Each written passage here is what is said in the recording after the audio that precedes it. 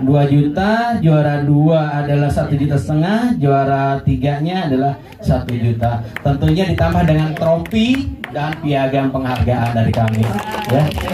Oke, tentunya ini jangan dianggap sebagai tujuan utama, ya. Sehingga tadi kalau sesuatu kita harap. Baik, untuk peserta yang pertama kita panggil ya, Ananda Adelia dari SDN Daru 3 dengan judul cerita asal usul Balaraja. Dimohon silahkan. Ade Ananda.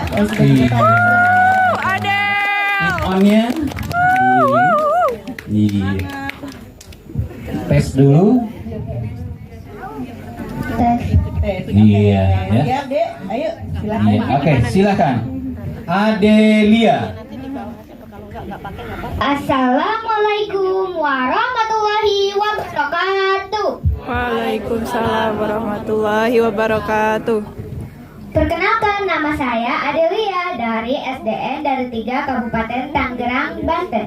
Pada kesempatan hari ini saya akan menceritakan tentang kisah asal-usul Balaraja yang ditulis oleh Rian Septiani.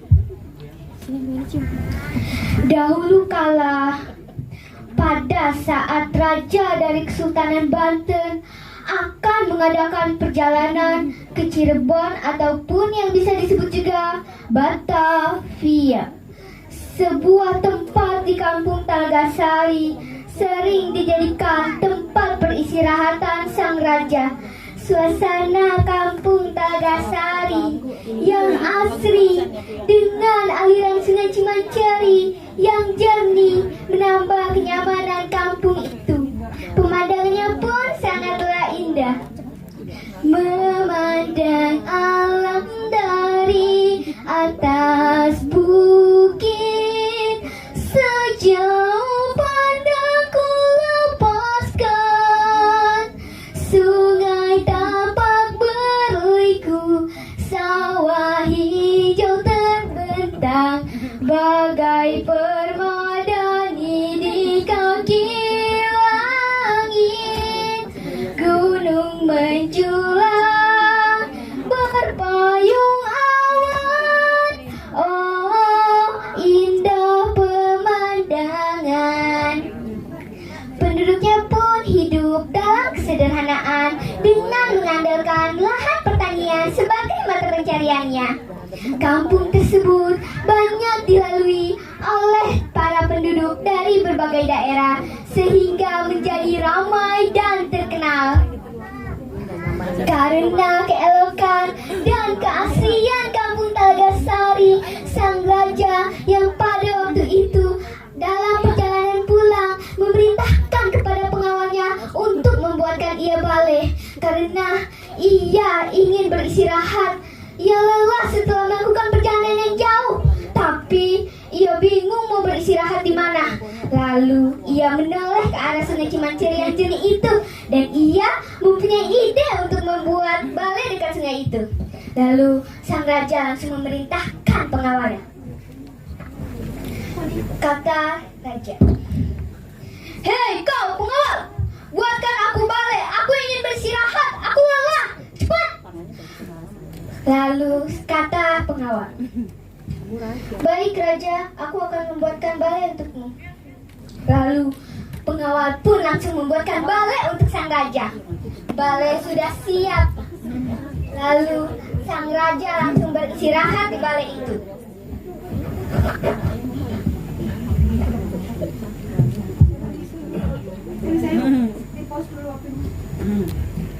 Raja beristirahat di balai itu. Saat sedang beristirahat, sang raja melihat seorang gadis desa melintas di jalan. Karena kecantikan yang dimiliki gadis tersebut, sang raja pun terpesona. Terpesona, aku terpesona, memandang wajahmu yang cantik. Lalu sang raja pun jatuh hati terhadap gadis itu. Karena sang raja tertarik kepada gadis itu, sang raja langsung memerintahkan kepada pengawalnya untuk mengikuti gadis itu dan mencari tahu informasi tentang gadis itu. Hati sang raja yang terpikat oleh gadis itu tidak goyah dengan laporan dari pengawalnya. Naluri lelakinya tersentuh untuk memiliki pujaan hati itu. Sang raja tertantang untuk merebut gadis itu dari kekasih sang gadis. Beberapa hari, sang raja sengaja tidak pulang ke kerajaannya. Ia tetap tinggal di balai itu hingga ia berhasil mendapatkan hati sang gadis dan dapat mewujudkan keinginannya untuk menikahi dan menjadikan gadis itu sebagai selirnya. Dengan berbagai strategi dan taktik yang cerdas, sang raja bersaing dengan pemuda desa itu. Ternyata pemuda desa itu tidak cukup mampu bersaing dengan sang raja. Sang raja lah yang dapat mendapatkan hati sang gadis. Lalu sang raja menjadi pemenangnya. Sebagai bukti kemenangannya, sang raja menikahi dan menjadikan gadis itu sebagai selirnya. Setelah menikah, sang raja kembali ke kerajaannya bersama selirnya itu. Setelah itu, sang raja mengembalikan balai sesuai fungsinya, yaitu hanyalah tempat peristirahatan sekedar untuk melepas lelah setelah melakukan perjalanan yang jauh.